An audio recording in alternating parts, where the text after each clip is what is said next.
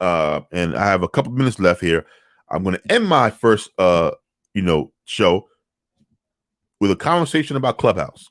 So, if you don't know about Clubhouse, Clubhouse is an app, a drop-in live audio app where you have conversations with people in real time, and it's only for iPhones right now. I am on it, and many of you will be on it if you're not on it now within the next couple of weeks or months. But there is a disturbing trend that has been taking place on Clubhouse that I need to speak about, and that is there are Black conversations taking place on that platform that are really, really destructive, where I can tell the intent of whoever started these rooms are not to achieve a resolution or to help Black people grow. It is simply to exploit the pain that we live with. So, for example, for every day for the past 2 weeks, I have seen rooms on Clubhouse titled the following.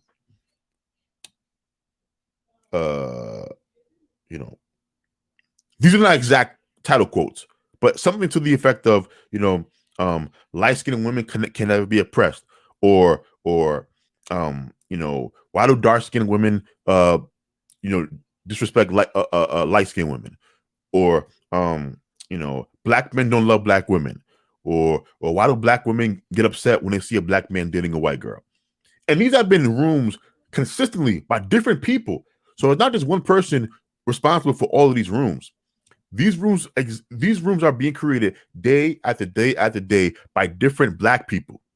And then you have the whole African Americans are the white people of the diaspora. That was the actual title of a room. And these titles are not created to help Black people achieve a healthy place or a healthy space amongst each other.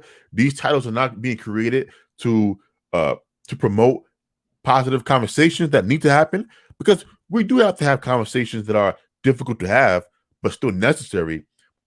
But that is not the intention of these rooms being created.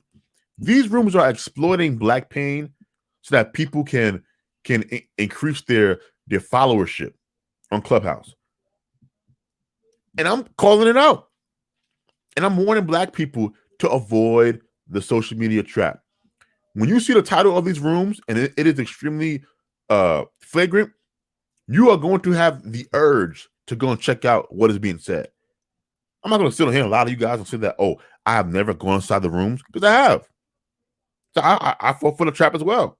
And sometimes the titles are meant to be more inflammatory than the conversation in the room. That is true.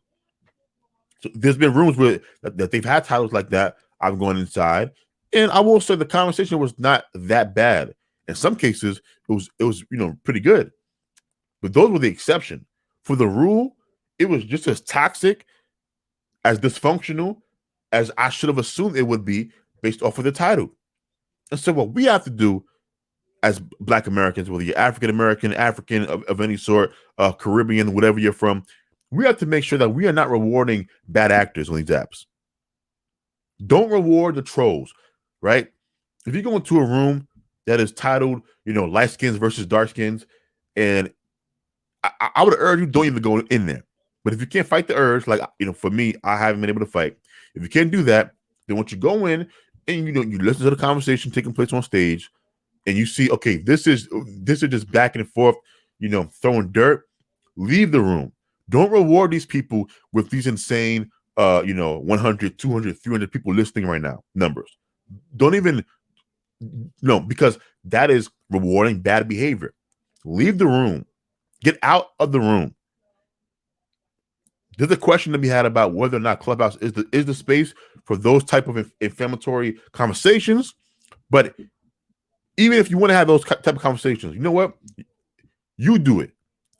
If you are someone who thinks, you know what? Yes, Black people need to have these conversations about colorism and dating and the way Black men treat Black women and vice versa. Cool. If the conversation that's been had in that room is irresponsible, leave. Create your own room. And then have an actual healthy dialogue. Our pain is being exploited, and I don't like to see that.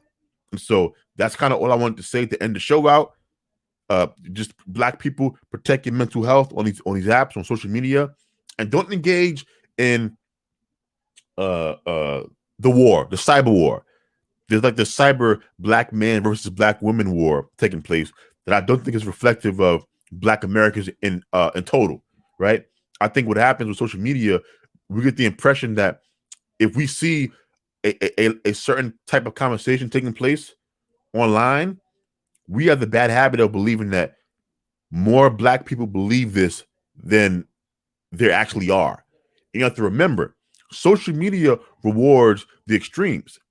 Many of us use social media, but most of us don't really like make videos like I'm making right now, a live stream.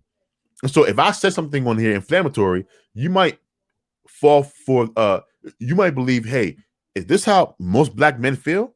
That's not true. Remember, I'm the exception. Most people don't do this, right? Most black Americans aren't on social media, and those that are on social media, it is still a small portion that make videos, a small portion that will tweet some anti-black man or anti-black woman thread on Twitter, or make a long Facebook post. And so always remember, those people are the exception, they are not the rule.